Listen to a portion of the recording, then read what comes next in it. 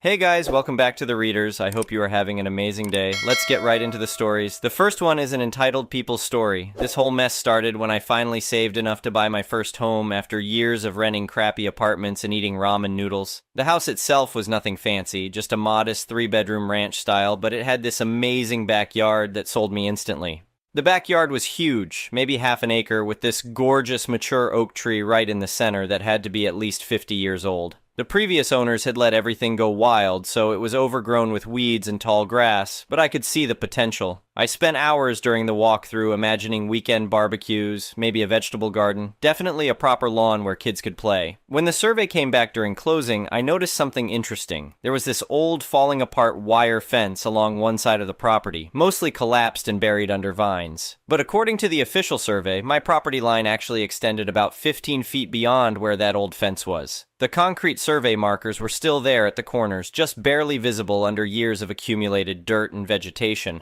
I figured the previous owners just never bothered to maintain the actual boundaries. No big deal, I thought. More space for me. The first few weeks after moving in were blissful. I was unpacking boxes, getting to know the neighborhood, and planning my backyard project. That's when I met her. She showed up at my door on a Saturday morning with a wobbly-looking lime green Jell-O salad in a disposable aluminum pan. She was probably in her mid-50s, with that kind of aggressively styled blonde hair that screams, "I need to speak to your manager," and was wearing a tracksuit that looked like it cost more than my monthly grocery budget. She introduced herself as the head of the Neighborhood Improvement Committee and went on about how they worked hard to maintain property values and community standards. The way she said it made it sound official, but something felt off about the whole interaction. She made this comment about hoping I wasn't one of those people who let their grass get longer than 2 inches, delivered with this fake smile that didn't reach her eyes. I thanked her for the Jell-O salad and assured her I planned to take good care of my property. She seemed satisfied and left, but I caught her looking back at my backyard with this weird, calculating expression.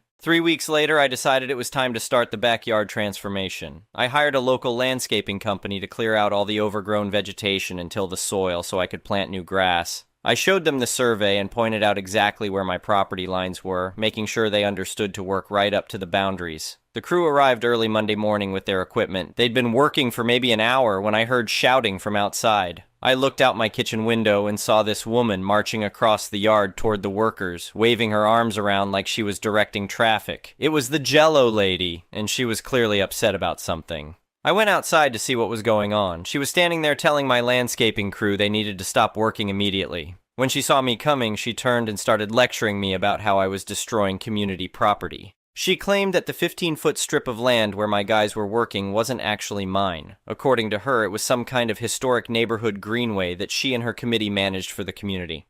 She pulled out this crumpled piece of paper that looked like someone had drawn a map with colored pencils and insisted it was official documentation. I tried to stay calm and reasonable. I went inside and got my survey documents from closing, the ones with the official seal and everything, and showed them to her. I explained that this was a legal survey done by a licensed professional, and it clearly showed where my property boundaries were. She looked at the survey like I'd handed her a grocery list. She said it was either a forgery or the city had made some kind of mistake years ago that she was personally responsible for fixing. She kept going on about how she'd lived here for 25 years, and that gave her more authority than my piece of paper. The whole conversation was surreal. I'm standing there with official legal documents, and she's waving around what looks like a child's art project, insisting her version was correct. She ended the confrontation by threatening to call the police and sue me for property damage. Then she went to her garage and came back with a bunch of cheap plastic signs that said private committee property, and started hammering them into the ground along what she claimed was the boundary line. My landscaping crew was standing there looking confused, asking if they should keep working or not. I told them to continue based on the official survey, but they seemed nervous about the whole situation and ended up packing up early. That's when things really started getting crazy. Over the next few days, she began what she called improvements to her claimed greenway. She ripped out the grass seed my crew had planted and put down these ugly patches of sod that didn't match anything else in the area. She installed this wobbly wooden bench that looked like it came from a discount store and a concrete bird bath that immediately started collecting stagnant water and mosquitoes. But the greenway was just the beginning. She used it as a base of operations to terrorize the entire street. There was this older guy who lived 2 houses down who had just built a nice storage shed in his backyard. She started complaining that it was an eyesore from her public greenway and actually reported him to the city for code violations. The poor guy had to hire a lawyer just to prove his shed was legal. She installed these incredibly bright solar-powered motion lights along her fake pathway. These things would light up like a football stadium every time a cat walked by, and they were aimed directly at my bedroom window and the living room of the family on the other side. Try sleeping when random animals are triggering what feels like searchlights outside your window all night. Then she started encouraging local teenagers to use the strip as a shortcut between streets. These kids would walk through throwing trash, playing loud music, and generally making noise right outside my house. When I politely asked some of them to be more careful about the litter, she accused me of harassing minors and threatened to call the police on me. The final straw was when she started holding her committee meetings on that bench every evening right around dinner time. She'd invite 3 or 4 other neighbors, and they'd sit there talking loudly about community business and property values while I was trying to enjoy a quiet meal or put my nephew to bed when he visited. I tried calling the police about the trespassing, but they said it was a civil matter since she claimed it was public land. I contacted a lawyer, but he wanted a $5,000 retainer just to get started, which I definitely couldn't afford after buying the house. That's when I realized something important. If she wanted to insist this land was public, then she was going to have to play by public land rules. I spent an entire weekend at City Hall and online, researching every ordinance and regulation related to public pathways, greenways, and community spaces. I printed out everything I could find about ADA compliance requirements, public liability insurance, sanitation standards, lighting regulations, and rules about unpermitted structures on public property.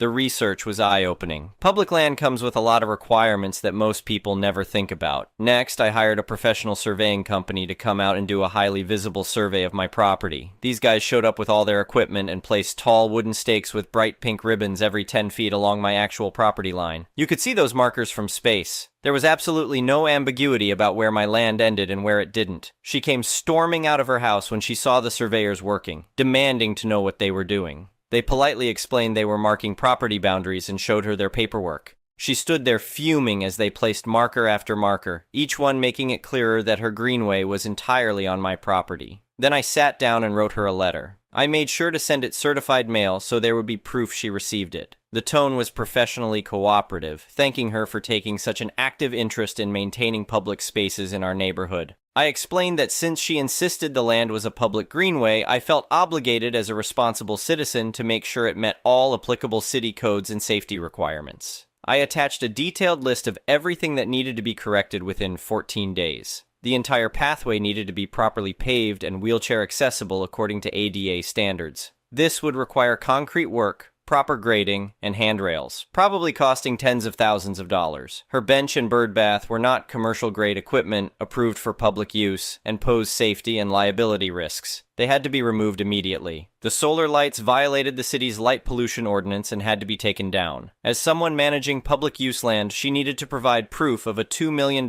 public liability insurance policy, which is standard for this type of situation. I explained that failure to comply within the specified time frame would require me to report the violations to code enforcement, the planning department, and the city attorney's office. I was really proud of that letter. It was polite, factual, and completely reasonable if you accepted her premise that this was public land. She ignored it completely. 15 days later, nothing had changed. The bench was still there, the lights were still blinding everyone, and she was still holding her evening meetings. So I made the phone calls. The response was swift and beautiful. Code enforcement showed up first. The inspector took one look at the unpermitted bench, the improper lighting, and the signs claiming public ownership of private property, and wrote her a citation on the spot.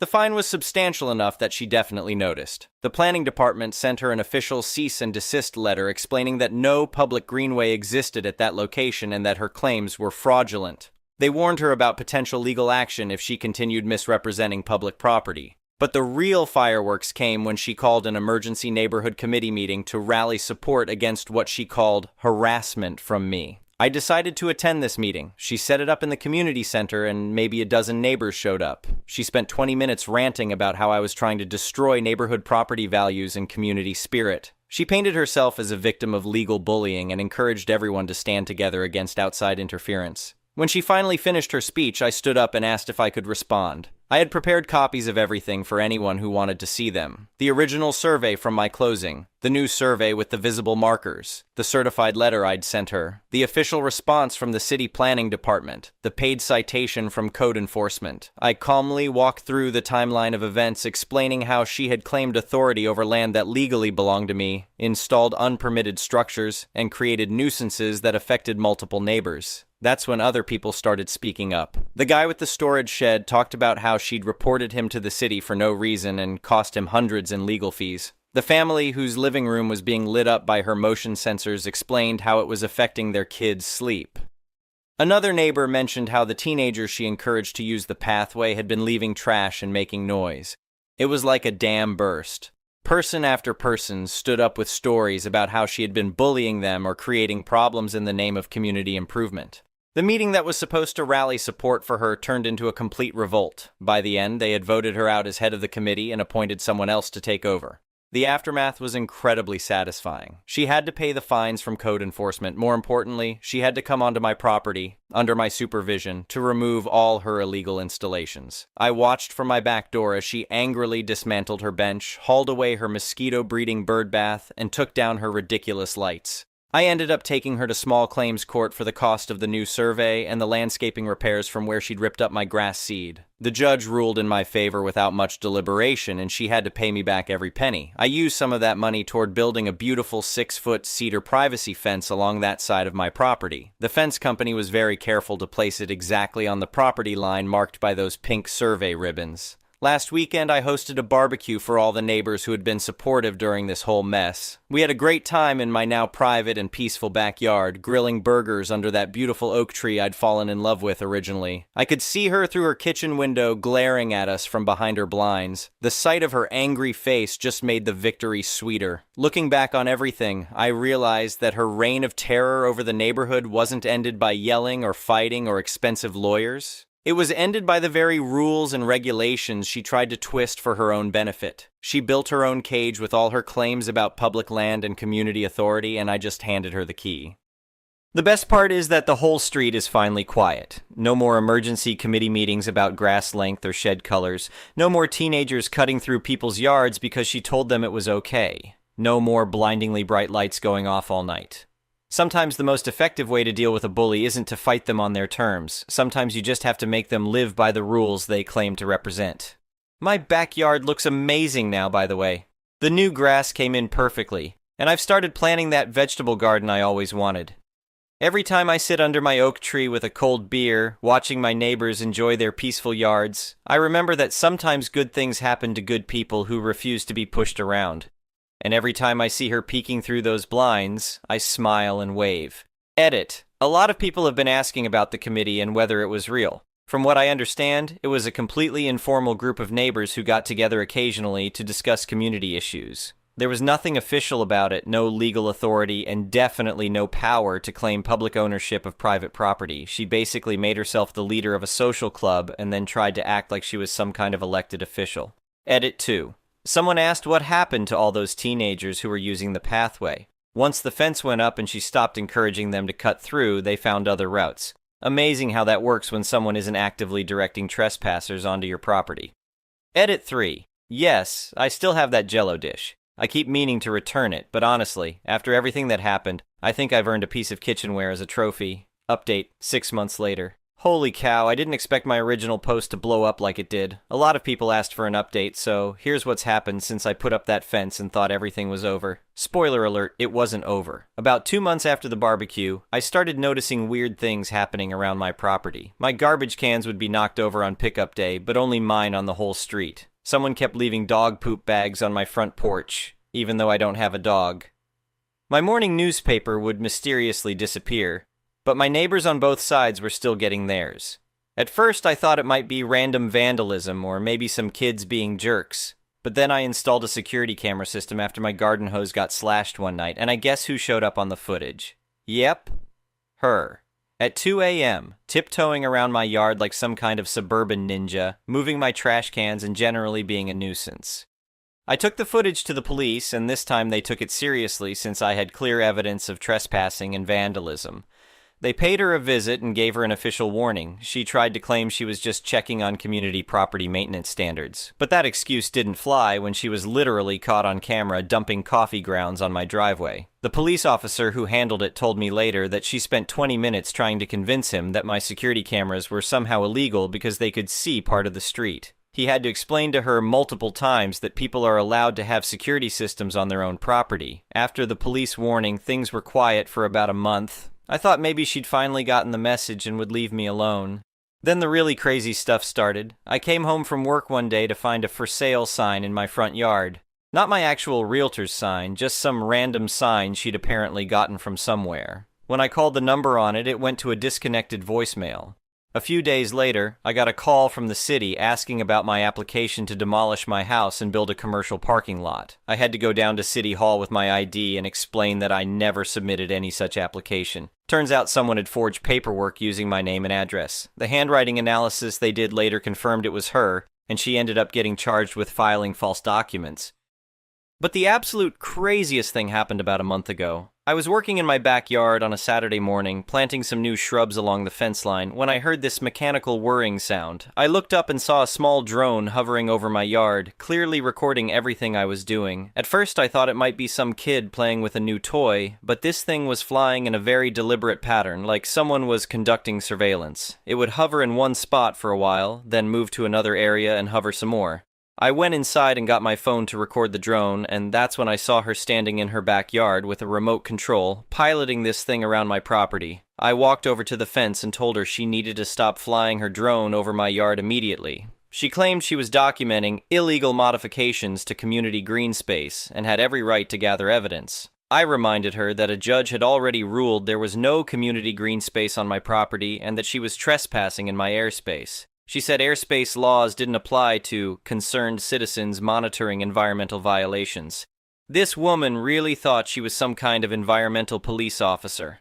I called the cops again, and while I was waiting for them to arrive, her drone suddenly crashed in my backyard. Apparently she got so worked up arguing with me that she forgot to pay attention to her flying and ran it straight into my oak tree. When the police showed up, they found her in my yard trying to retrieve the crashed drone. She was literally on my property without permission, which made their job pretty easy. They arrested her on the spot for criminal trespassing. The drone incident was apparently the last straw for everyone involved. The prosecutor decided to pursue charges for the ongoing harassment pattern, including the vandalism, the forged city documents, and now the trespassing and illegal surveillance. Her lawyer tried to work out some kind of plea deal, but she refused to admit any wrongdoing.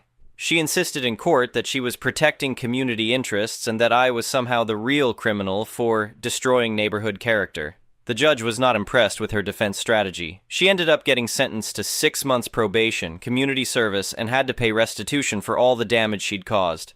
More importantly, the judge issued a permanent restraining order requiring her to stay at least 100 feet away from my property at all times. But here's the really satisfying part. The stress of all the legal proceedings apparently convinced her husband that it was time for a change of scenery. About 3 weeks ago, I saw a moving truck in their driveway. She's gone. They sold the house and moved somewhere else. I have no idea where, and frankly, I don't care as long as it's far away from here. The new neighbors who bought her house are a lovely young couple with a toddler. They introduced themselves by bringing over homemade cookies instead of weird Jell-O salad, which I took as a good sign. When they asked about the neighborhood, I gave them the whole story about my previous neighbor situation. They thanked me for being honest and said they'd make sure to respect property boundaries. It's amazing how peaceful the street has become. No more emergency committee meetings, no more drama about grass length or shed colors, no more surveillance drones or mysterious vandalism. I finished my backyard project this spring, and it turned out even better than I'd imagined. The vegetable garden is producing amazing tomatoes and peppers. The new lawn is thick and green. I added a small patio area under the oak tree where I can sit and read in the evenings.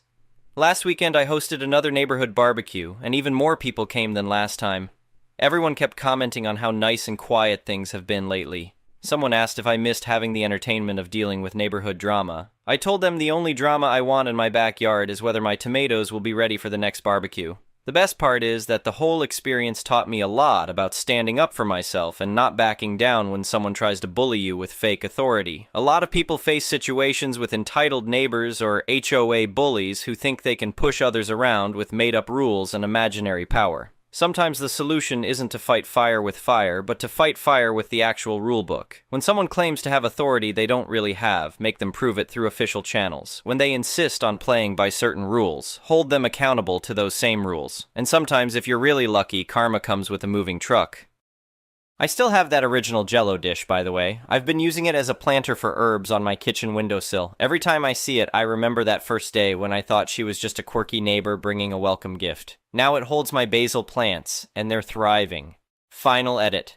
Thank you to everyone who followed this saga and offered support and advice along the way. A lot of people shared their own neighbor horror stories, and it's both comforting and terrifying to know how common these situations are. For anyone dealing with similar issues, document everything, know your property boundaries, understand your local ordinances, and don't let bullies wear you down with fake authority. Sometimes the best revenge really is just living well in your own space. And maybe invest in some security cameras early on. You never know when you might need footage of your neighbor being a suburban ninja at 2 a.m. The next one is a pro-revenge story. I don't know whether this counts as a pro-revenge, but here's my story, which happened some years ago. I, 26F at the time, had just started dating Thomas, 28M, and things seemed promising. Very sweet man, educated and quite smart, good looks. After 7 weeks of dating, he invited me and 2 of his childhood friends, let's call them Alex and Bart, for a long 29th birthday celebration weekend at his father's country house in a small French town. His father was going to be around as well, and I was very excited to meet everyone. Day 1, Friday, is fun. I am happy to get along well with Thomas's father, a smart and caring man. Day 2, Saturday. After a very nice day, we enjoy a party in the garden with the neighbors, including some friends of Thomas. After a few hours and lots of drinks, a group of people gather around a small campfire and start sharing childhood memories. This is where things go wrong. At first, of course, innocent and dumb stories, as you would expect, but then Thomas and his friends started sharing really sick stuff. In particular, they told a story about how, when they were 14 or 15 years old, they found very amusing to bully for almost 6 months Arthur, a boy of their school who was very isolated and shy, making jokes, calling names, you name it. As if this was not enough, they created a fake girl profile on MSN Messenger, a computer platform to exchange live messages that we used in years 2000s, and spent seeking months exchanging messages with him under the false girl identity, flirting and developing a false relationship with the poor boy. Some people were in the confidence at school, and it became a big and cruel joke behind Arthur's back. They used pictures of Bart's real cousin, and the boy truly thought he had some kind of online girlfriend to whom he even sent confessions and love messages. At some point, they got bored and scheduled a false rendezvous IRL, asking the boy to take a bus for 2 or 3 hours, wearing a shirt Elmer the Elephant, based on a private joke. Obviously, there was no one waiting for him, and they did not know how long he waited over there, by himself. If Arthur had not already understood what was going on, he found out the next day at school after Thomas and Bart told the story to everyone and even shared the love messages that Arthur had been writing. The poor boy stopped coming to class and apparently changed school, and it is easy to imagine that this must have been extremely traumatizing to him. Do you think that Thomas, Alex, and Bart had any bit of shame about it? Not a bit of remorse in particular on Thomas and Bart's side.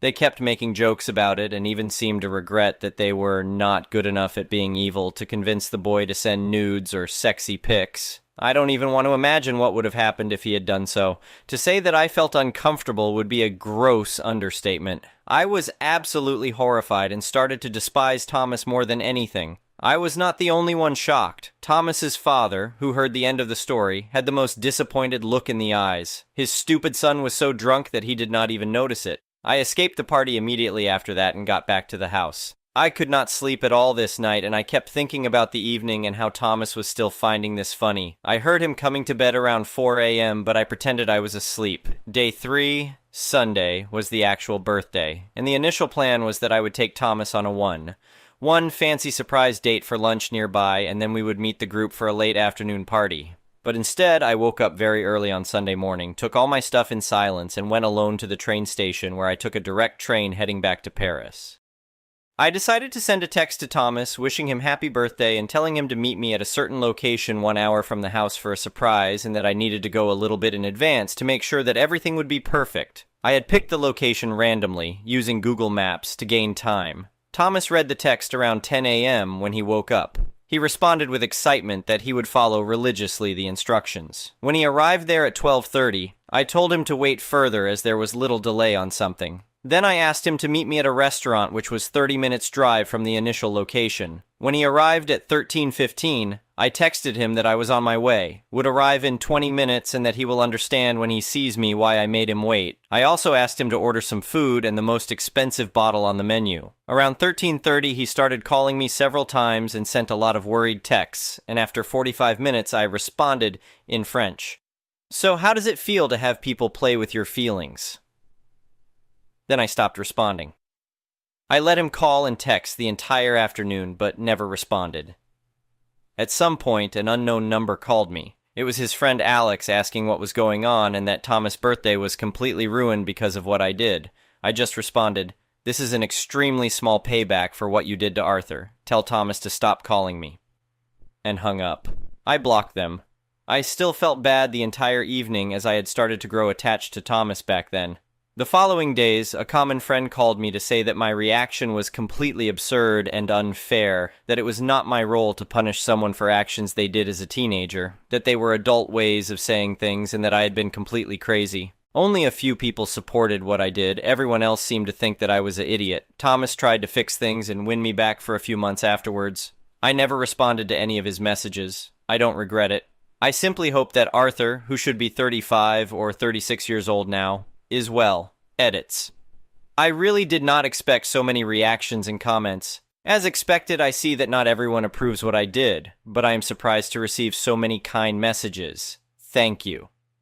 About Thomas's father. He was actually one of the few people understanding my actions. He called me shortly after the incident to discuss an unrelated topic. I was to give him a list of recommendations about something, and was already aware of everything. He did not badmouth his son, but I could really feel that he was disappointed. He simply told me that he had not found sleep the night of Saturday to Sunday because of what he had heard during the party. He told me he appreciated meeting me, and expressed regret that I was not with his son anymore, but also said that he understood my reasons. He did not try to convince me to get back with Thomas. This man was truly a gentleman. I don't know what became of Arthur. I don't even know his last name. I think that even if I had known his name, I would not have reached out to him by fear of making him remember things that he probably wants to forget. I hope he is a confident man, and that he still likes Elmer the elephant. The next one is an entitled people story. During my time working at a very popular theme park in Florida, a magical rat planet of sorts, I did multiple college internships.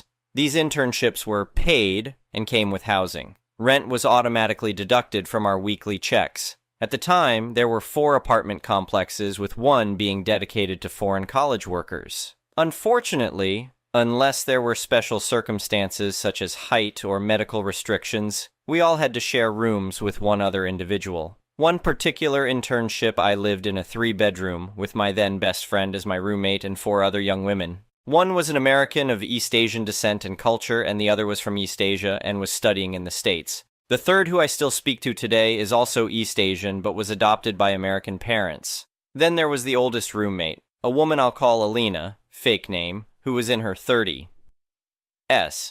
Alina was instantly judgmental of my dolled-up looks and proper speech. She was also rude to the other roommates, especially the one I still speak with who shared her room. She told her and her parents as they unpacked that she wasn't going to mother her when she found out she was in her early 20s. Alina often made racist comments whenever she heard our one roommate speak Mandarin loudly on the phone. Alina was very weird and didn't seem to work that much, but I believe that was the nature of her particular job. She didn't bathe regularly and smelled different. She would stay out all day and come back home from sweating, sit on the sofa, and go right to bed in her street clothes, no shower. Her room smelled like feet and armpit juice, and her roommate found it hard to breathe. She also would eat and leave her unwashed dishes on the counter and in the sink. Once she left her pot in the sink until it grew mold. She knew eventually one of us would clean it up. She had a disagreement with her roommate and started sleeping on the sofa. Since she didn't work as much as the rest of us, she was always there. The sofa started stinking as well as the living room. We couldn't bring people over anymore because of the situation. We also had nowhere to sit. She was kind of aggressive and the other roommates were intimidated, so I spoke to her. I told her the living room wasn't her private bedroom but a shared space and that she needed to move back to her room. She said she didn't feel comfortable in there anymore. I was unsympathetic as she was the one making everyone uncomfortable. She treated everyone like maids. She didn't even help clean their shared bathroom or buy tissue. Thank God I had the room with the private bathroom I shared with one other person. Eventually, the other girls started taking their roll of tissue in and out the bathroom as they used it. I also purchased a separate set of cookware to use in the kitchen and placed it in my room after each use and wash. Alina didn't like these changes and said she didn't feel welcomed anymore and decided to put in an apartment transfer. No one shed a tear. It took a couple of weeks, but she was moved to another apartment complex. My roommates and I deep cleaned the sofa and kitchen to get the funk out. Alina continued to believe she was a victim of mistreatment. Anyway,